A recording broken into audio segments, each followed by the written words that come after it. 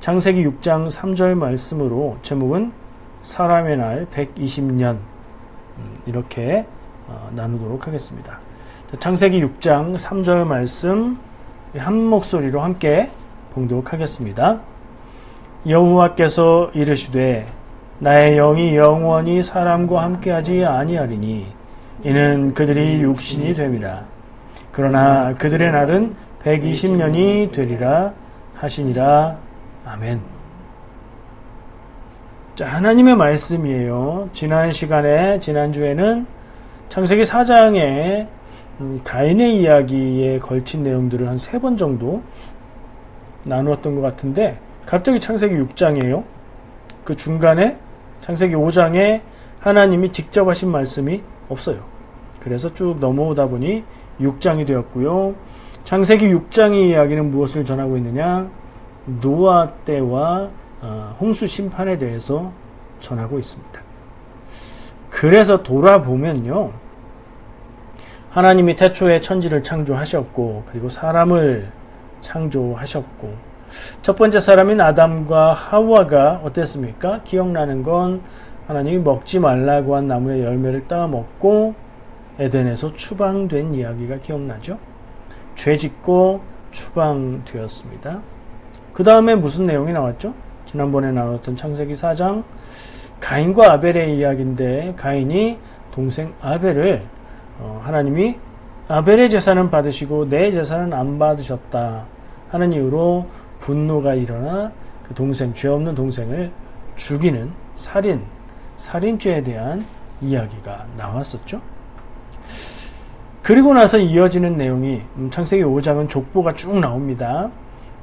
아담으로부터 노아에 이르기까지의 족보가 쭉 나오고 그리고 이어지는 창세기 6장은 사람들이 죄를 짓는다는 얘기를, 그러니까 아담, 하와 그리고 가인 이런 개인의 죄가 아니라 세상에 있는 모든 사람들이 죄를 짓고 세상에 죄가 가득하고 이런 이야기가 계속되면서 이제 하나님의 심판이 임할 것이 암시가 되는 내용이에요. 그러면서 노아 얘기가 나오죠. 노아가 나오면 우리는 홍수 이렇게 바로 연결이 되지요. 그러니까 돌아보면 어떻습니까? 아담과 하와로부터 쭉 이어지는 인간의 역사가 죄로 인해서 심판받게 되는 이야기로 계속해서 이어지고 있지요. 그때의 죄와 심판밖에 없었냐? 그게 아니고 그 노아 이전의 시대를 기억하는 핵심 테마 주제가 죄와 심판이라는 주제를 전하는 이야기라는 거예요. 우리는 이 말씀들을 읽고 볼 때에 죄와 심판의 관점에서 보고 하나님의 뜻을 발견하고 그리고 그 메시지를 나에게 적용해 보는 것이 이 말씀을 가장 무난하게 읽는, 묵상하는 방법이 될 겁니다.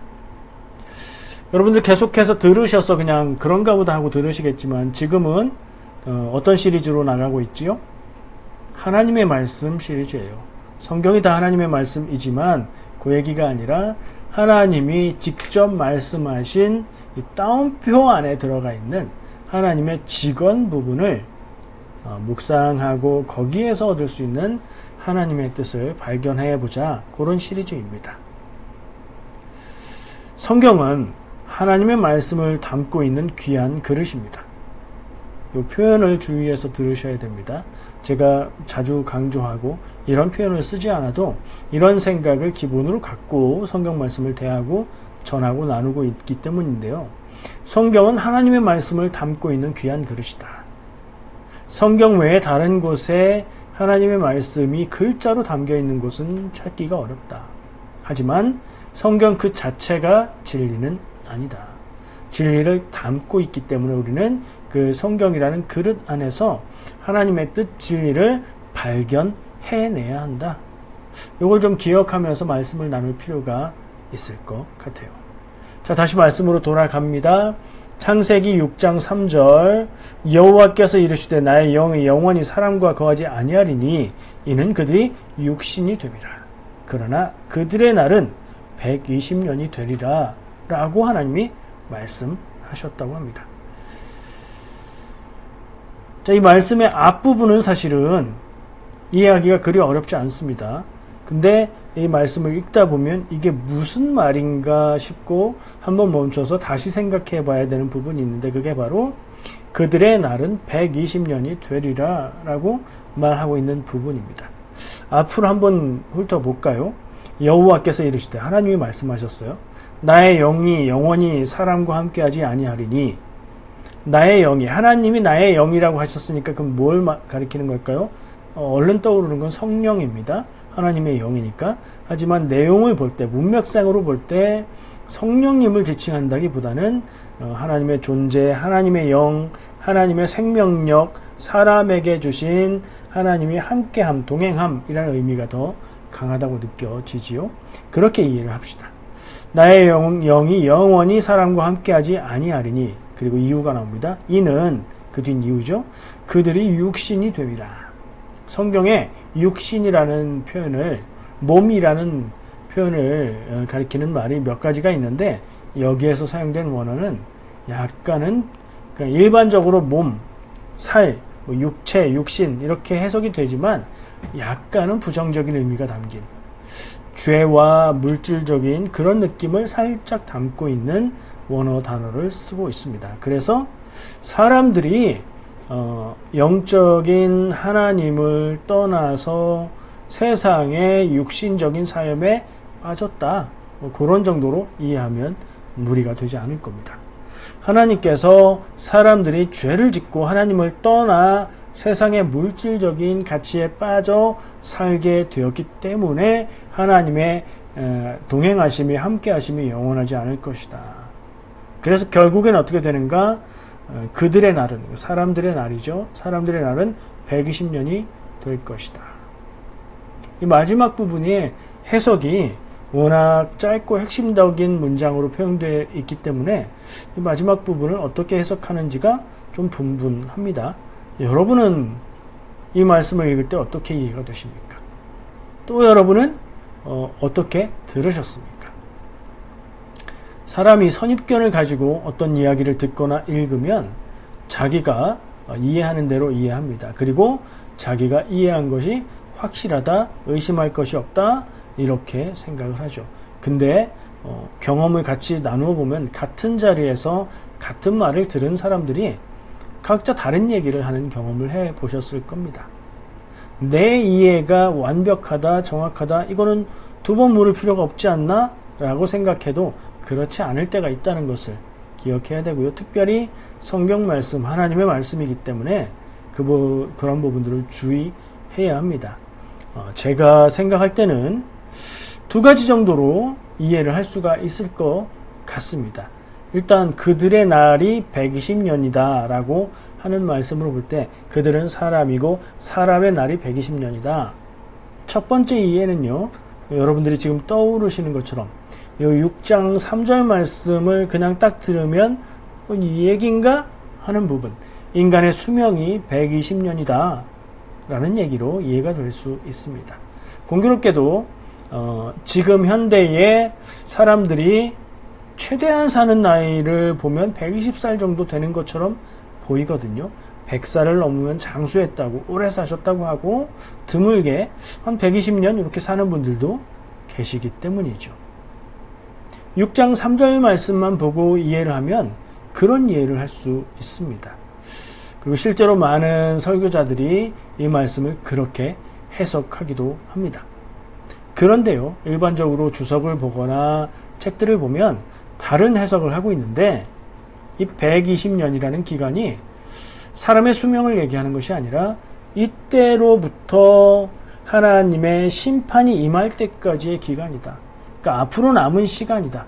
인류에게 앞으로 주어진 남은 시간, 마지막 기회의 시간이 120년이다.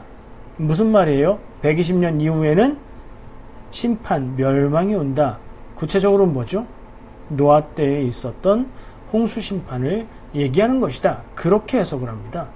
아니, 이 창세기 6장 3절 말씀 요것만 읽어서 어딜 봐서 그런 얘기가 나오죠? 그들의 날은 120년이 되리라. 그 후에는 심판하고 멸망하고 다 죽으리라. 이런 얘기도 없고, 물로 심판한다는 얘기도 없고, 없어요. 그런데 말이죠, 성경을 그 한 절만 가지고 이해하려고 하면 온전히 이해하기가 어려운 것이 앞뒤를 같이 읽어봐야 되기 때문이죠. 앞에 얘기는 아까 했었죠.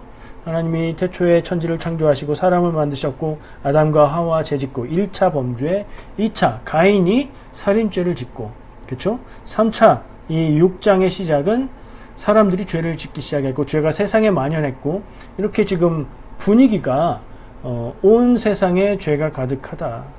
그리고 나오는 이름이 누구예요? 노아죠. 노아는 의인이다. 죄가 가득한 세상 가운데 의인의 가족이 나오지요. 그리고 그 뒤에 계속 이어지는 얘기가 뭐예요? 보나마나 노아 때에 하나님께서 노아에게 계시를 주셔서 홍수로 세상을 멸할 것이니 방주를 지어라 하는 노아 때 있었던 홍수 이야기로 이어진단 말이에요. 그런 흐름 가운데 있는 이 6장 3절의 말씀을 이해를 해보려고 하면, 이 6장 3절에 그들의 날이 120년이 되리라 하는 말씀을 이 흐름 속에서 보면 사람의 수명이 120살이다 라는 얘기라기보다는 앞으로 주어진 시간, 남은 시간이 120년이다 라고 말씀하시는 거가 납득이 되고 그쪽이 더 가깝다는 생각이 들기 시작하죠. 근거는 더 있습니다. 이 말씀과 홍수 이후에 사람들의 족보가 나오는데 그 족보에 보면 500살 막 이렇게 사는 사람들의 얘기가 쭉 나옵니다. 120년이 아니죠. 그러니까 이 말씀 뒤에 나오는 사람들의 나이가 500살로 나오는 걸 볼 때, 이거는 여기에서 창세기 6장 3절에서는 수명을 말하는 게 아니겠구나 하는 짐작을 할 수 있는 근거가 하나 되고요. 또 한 가지, 좀 전에 얘기한 것인데 그걸 정리하면, 이 말씀 후에 세상이 인간의 죄로 가득해서 노아의 이야기로 이어지며 노아가 의인이고 노아의 가족을 구원하고 나머지는 멸망하게 되는 심판의 이야기로 이어지는 걸 볼 때 논리적으로도 여기서 말하는 120년은 사람의 수명이라기보다 마지막 심판 때, 마지막이라기보다 그때 일단 1차 인류의 멸망이라고 할 수 있는 그 홍수 심판 때까지 120년 시간을 준다 하는 말씀으로 보는 게 더 타당하다는 생각이 저의 결론입니다. 이게 많은 주석책들이, 대다수의 성경 해석자들이 이해하고 있는 의견입니다. 여러분은 어떻게 알고 계셨습니까? 혹시 성경에 이런 말씀이 있었나? 굉장히 새로운데? 이런 느낌이 드십니까? 괜찮습니다. 오늘 들었잖아요. 기억하시면 되고요. 매일매일 제가 링크를 공유해드리는 공동체 성경 읽기 틀어놓으시고 주의를 기울여서 그 말씀을 따라 읽으시면 성경이 전하는 지식을, 그리고 성경의 흐름을 알게 되는 좋은 도구가 되리라고 생각합니다. 시간을 들이고 투자하면 성경의 지식을 갖게 될 것이고, 성경의 지식은 성경을 보는 눈을 넓게 만들어 줄 것이고 더 바르게 이해할 수 있게 해줄 겁니다. 그렇게 하시기를 바랍니다. 자, 또 다른 관점에서 이 말씀을 한번 보려고 합니다. 성경에서 이 창세기 6장 3절에서 말한 120년의 기간을 홍수 심판이 있을 때까지 남은 시간이라고 우리가 정리를 하고 볼 때에, 그러면 이 120년의 기간은 바꿔 말해서 어떻게 말할 수 있을까요? 120년의 시간은 앞으로 남은 시간이다. 앞으로 120년만 더 유예를 하고 그때 가서 심판하겠다 하는 하나님의 뜻과 계획이라면, 이 120년의 기간은 뒤집어 말하면 하나님의 기다림이라고 말할 수 있지 않을까 하는 생각을 해봅니다. 사람들에게 기회를 더 주며 기다리시는 것은 아닐까? 물론 성경의 역사는 그렇게 되지 않았음을 밝혀주고 있지만, 벌받아 마땅한 때에 벌하지 않으시고 아무 일도 없는 것은 사실은 하나님이 안 계시거나 그것이 죄가 아니거나 하나님이 벌하지 않는 분이 아니라 참고 기다리고 기회를 주신다 하는 관점으로 생각해 볼 필요가 있는 거죠. 자, 120년의 기다림이라고 볼 수 있습니다. 근데 제가 아까 잠깐 말한 창세기 5장 뭐가 있다고 했죠? 우리가 지난주에 나눴던 말씀과 오늘 나눈 말씀 사이에 창세기 5장에는 족보가 나옵니다. 아담과 하와로부터 노아에 이르기까지의 족보인데 그 족보의 특징은 안 나오는 사람이 있다는 거예요. 가인과 아벨의 계보는 그 족보는 없습니다. 셋으로 이어지는 그런 계보를 쭉 얘기를 하는데 그 족보를 정리해 보면 누가 몇 살에 누구를 낳고 뭐 얼마 살고 이런 얘기들이 쭉 나오니까 왜 숫자가 있잖아요. 그걸 이렇게 더해서 계산을 해볼 수 있어요. 연수가 굉장히 길어요. 거기에 우리가 기억하는 성경에서 제일 오래 산 사람, 그런 사람 이름도 나오고 그러잖아요. 노아의 아버지 람의 그 아버지가 무두셀라인데 그 무두셀라가 몇 살 살았죠? 969세. 성경에서 가장 오래 산 사람. 이제 그 족보들이 나오는데 그 족보를 거기에 나오는 그 숫자들을 합계를 내면 1656년이 나옵니다. 이게 아담 때로부터니까 아담 때가 천지를 창조하신 그때라고 그냥 생각해 본다면 창조 이후로 1656년이 지나는 그 시간 동안 그리고 사람이 지어지고 후손들이 번성했지만 그 번성한 만큼 죄가 가득한 세상이 계속되는 시간이 되겠죠. 그 시간 역시 하나님이 그 시간의 끝도 노아의 심판이기 때문에 그 1656년의 시간까지도 하나님이 인간들을 바라보시며 그들의 죄를 바로 심판하지 않으시고 돌이키기를 기다리고 계신 기다림의 시간이라고 볼 수도 있습니다. 자, 오늘 말씀에서 얘기하신 그들의 날이 120년이 될 것이다.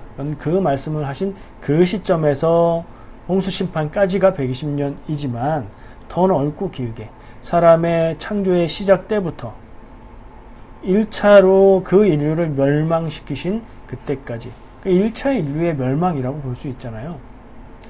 그 기간이 1656년이다. 아담과 하와도 죄를 지었고 가인도 죄를 지었고 그 중간중간의 사람들도 죄를 지었을 것이고 그러니 온 땅에 죄가 가득했을 것인데 하나님은 1656년을 기다리고 계셨다. 뭘 기다렸을까? 이런 관점들을 가지고 이 시간들을 바라볼 수 있다는 생각을 합니다.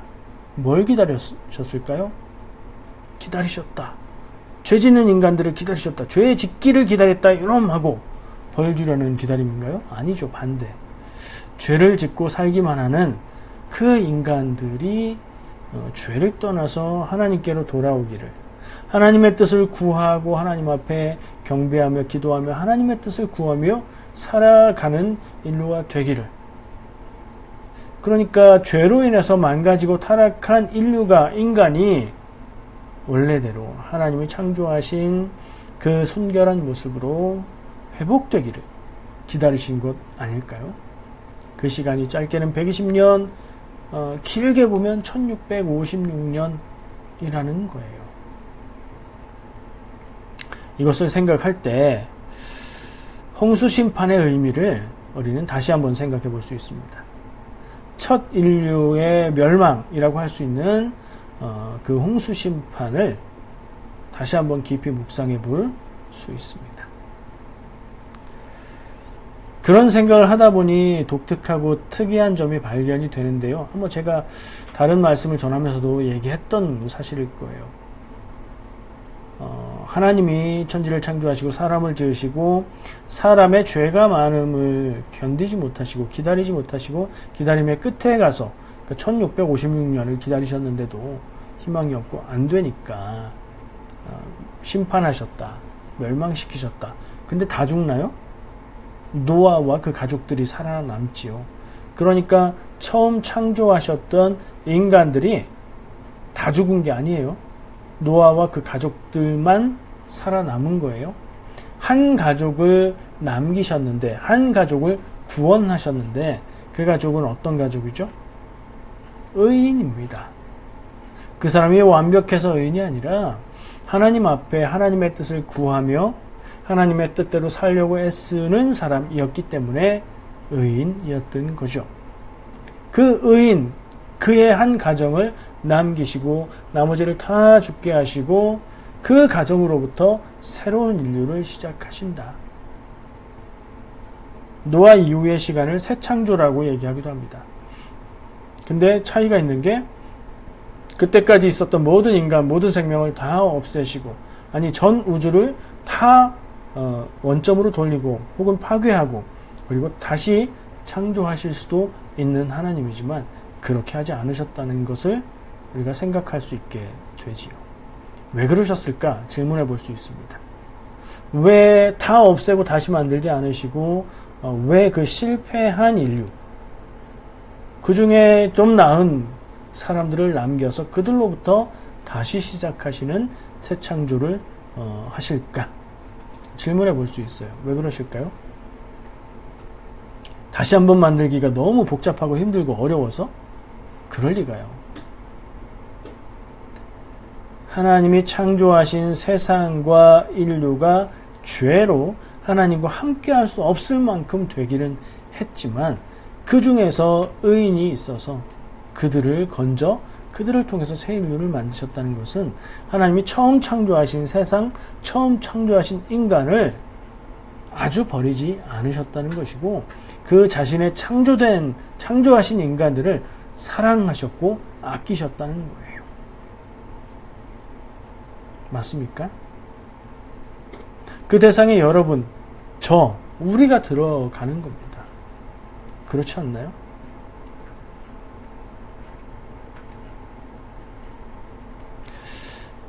신약 성경에요. 누가복음에만 기록하고 있는, 근데 우리는 마치 복음서마다 다 있지 않을까 생각하게 되는. 왜요? 너무나 유명하고 너무나 인상적인, 교회 안 다니는 사람들도 다 알고 있는 이야기가 하나 있습니다. 예수님의 비유인데요. 우리는 흔히 짧게 줄여서 탕자의 비유라고 얘기하죠.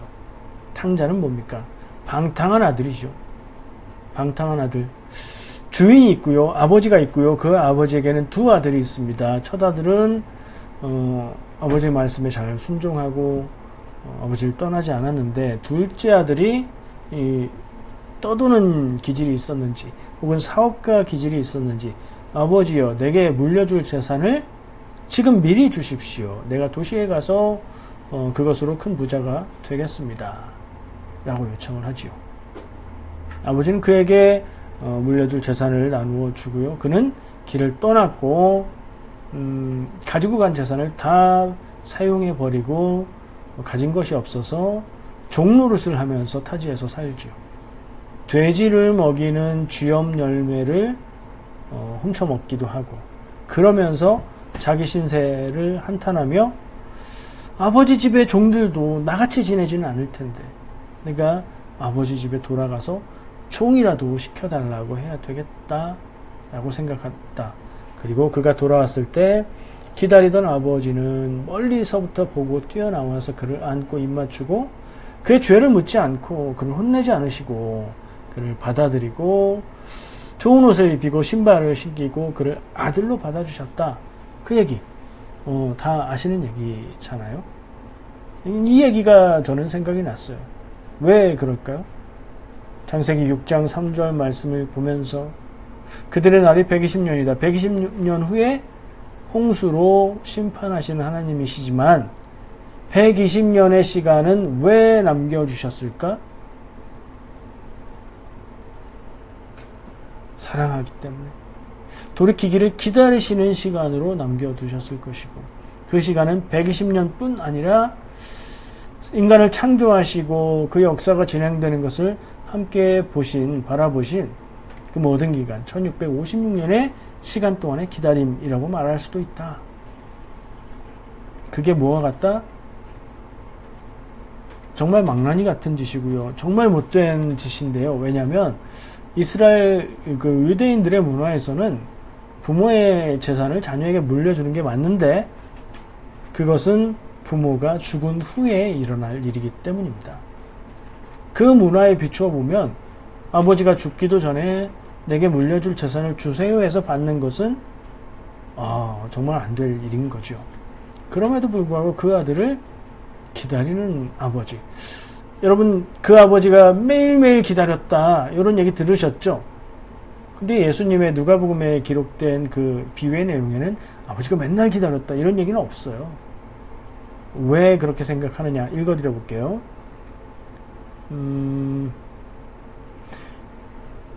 누가복음 15장 20절 말씀인데요. 이에 일어나서 아버지께로 돌아가니라.